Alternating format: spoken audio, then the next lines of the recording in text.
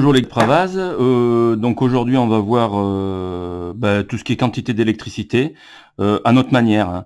Donc sur la playlist vidéo cours YT, cours YouTube que vous avez sur ma chaîne vidéo, vous avez 5 petites vidéos à regarder juste avant pour comprendre un petit peu ce qui se passe, d'accord? Donc le pourquoi du comment. Grosso modo, le coulomb, c'est une quantité d'électricité. Donc, la charge élémentaire, c'est l'électron. Alors, l'électron, lui, sa charge élémentaire, excusez-moi, elle est de moins 1,602. Alors, le 0,2, on n'est pas obligé de le mettre, hein, c'est pas... que multiplie 10 exposant moins 19 coulombs. Autant dire que c'est rikiki, hein, parce que si on s'amuse à regarder cette charge là, ça fait 0, alors moins 0, et là il faut que que je remonte, enfin que je descende de 19, celui-là ça sera le 19e rang, excusez-moi, 1, 2, 3, 4, 5, 6, 7, 8, 9, 10, 11, 12, 13, 14, 15, 16, 17, 18 et 19. Et puis évidemment le 602 derrière. Ça, c'est la charge d'un électron. C'est tout petit, hein. Donc là, vous avez le 0, et puis c'est derrière le 0. D'accord? Ensuite, cette charge élémentaire, c'est à partir de là qu'on a de l'électricité. Donc ces charges élémentaires, elles vont bouger. Alors pourquoi elles vont bouger? Parce qu'elles vont être soumises à des champs électrostatiques. Donc ces champs, on mesure. Vous verrez dans les différentes vidéos que je vous demande de voir avant, il y a une personne qui vous l'explique assez bien. Alors, le moins qui est ici, le moins, à l'époque, ils ne savaient pas trop, ils pensaient que la charge était positive, c'est pour ça qu'ils disent que le courant va du plus vers le moins. Et beaucoup plus tard, ils ont découvert que la charge d'un électron était négative. En réalité, mais c'est... Voilà. En réalité, le courant, il circule du moins vers le plus. Mais nous, ça nous est complètement égal. Ce qui compte, c'est le mouvement. Et nous, on a décidé que le courant électrique, il va toujours du plus vers le moins. D'accord? Il sort d'un générateur. Donc, quand vous avez un générateur comme ça, là, donc c'est lui qui va pousser les électrons. Donc, il va les pousser du plus, la borne plus, vers la borne moins. Donc le courant, il est dans ce sens-là. Alors, ça c'est le courant, donc je le mets dans ce sens-là. Bien évidemment, il y a une tension convention générateur. Donc ça c'est la tension U du générateur. Ça c'est le courant I. S'il y a un courant, c'est qu'il y a quelque part un récepteur. Donc là, je vais mettre une résistance, comme d'habitude. Ce courant, il arrive par ce fil électrique qui traverse la résistance R ici. Donc, la résistance est traversée par le courant dans ce sens-là. Convention récepteur, cette fois-ci, U, R, elle est dans l'autre sens. Alors, générateur et UR, c'est le même, puisque, voilà, on a mis la résistance aux bornes du générateur. Donc, voilà. On revient à nos moutons. Donc, c'est quoi la quantité d'électricité? Donc l'unité, c'est le coulomb. Donc voilà, il y a un bonhomme qui s'appelait Monsieur Coulomb. Et Q est égal à I fois T. Donc attention, en physique, j'ai bien dit en physique, l'unité, ça sera le coulomb. D'accord? I, ça sera en ampères. Et T en secondes. Si T est en secondes, on a des coulombs. Or, le coulomb, c'est c'est tout petit. Alors, si on s'amuse à calculer l'intensité, la quantité d'électrons qu'il y a dans un ampère, donc ici on a Q est égal à I fois T. Si moi je dis que j'ai 1 ampère, donc I est égal à Q sur T. Alors pourquoi j'aurai 1 ampère? Parce que j'aurai 1 coulomb pendant 1 seconde. D'accord? 1 coulomb pendant 1 seconde. Attention, dans les calculs, on ne met pas les unités généralement. C'est juste pour vous expliquer. Donc 1 ampère, c'est 1 coulomb pendant 1 seconde. Question à 100 balles, combien j'ai d'électrons qui vont traverser en 1 seconde?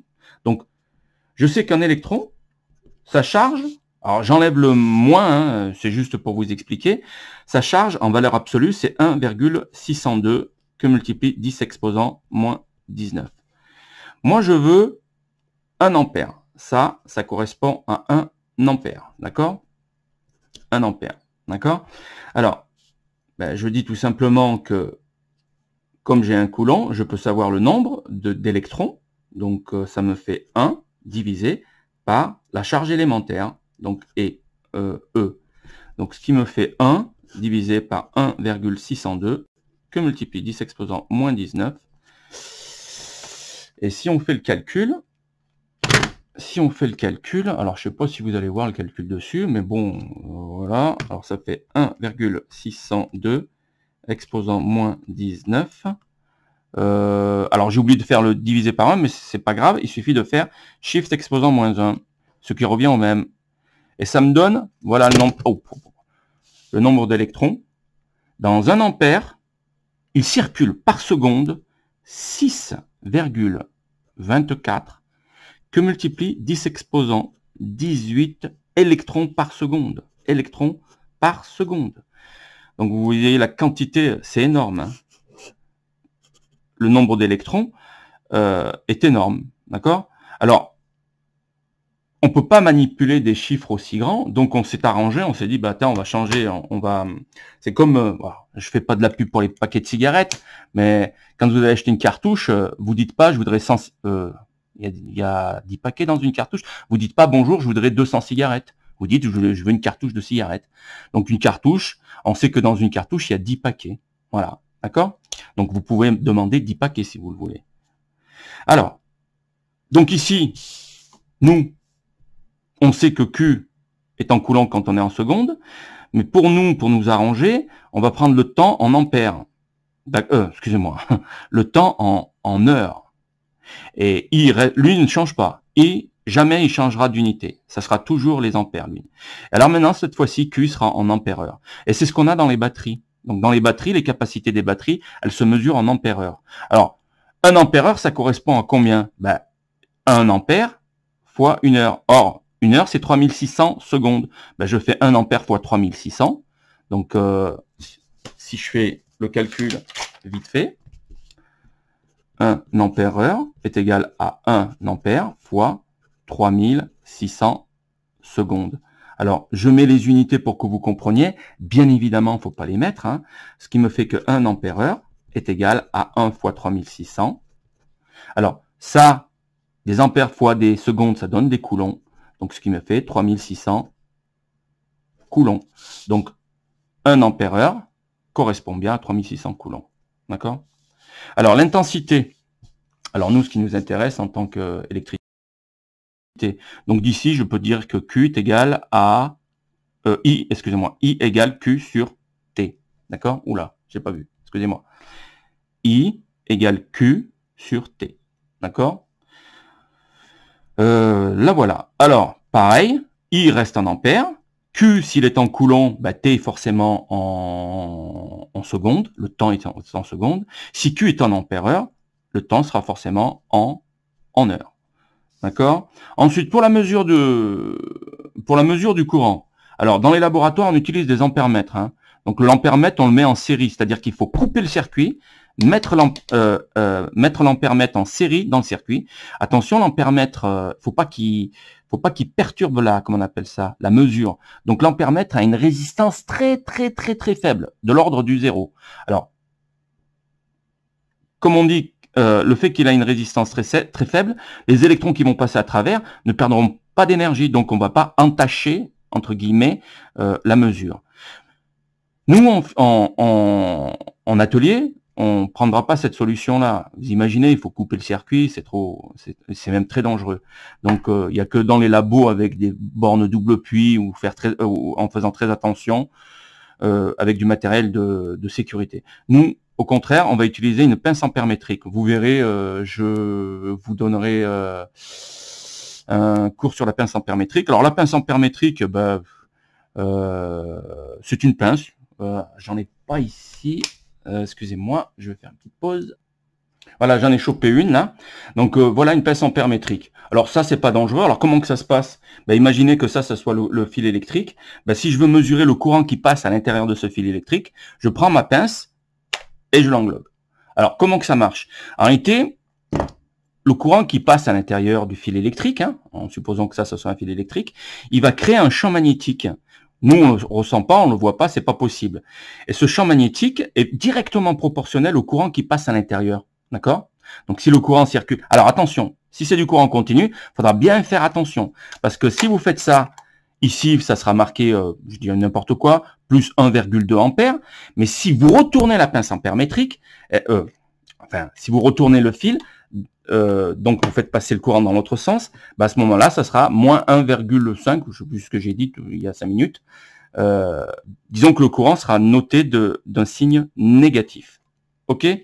Donc pour faire simple, comme ça, si le courant, on va dire que le courant part qu'on appelle ça, du bouchon vers là. Donc on compte positivement dans ce sens-là. Donc là, c'est plus. Et si on fait ça, ben, le courant, il va toujours dans ce sens-là, ça sera moins. D'accord? Voilà. Donc voilà une pince ampère-métrique, c'est très facile à utiliser. On verra ça à l'atelier. D'accord? C'est pas tout à fait les mêmes qu'on a à l'atelier, hein, mais c'est la même vidéo. Et elles sont...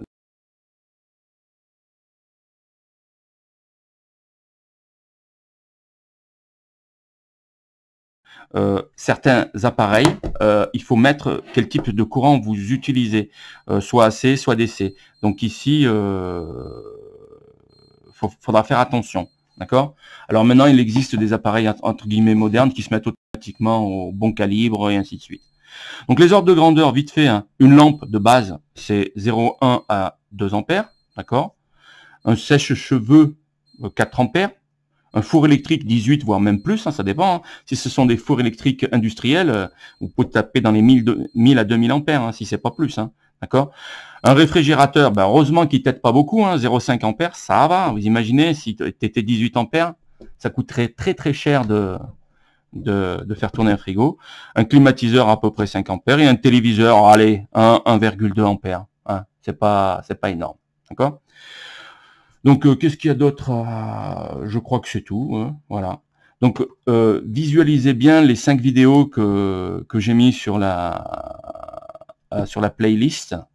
Donc, la première, je crois que c'était particules élémentaires qui dure à peu près 2 minutes.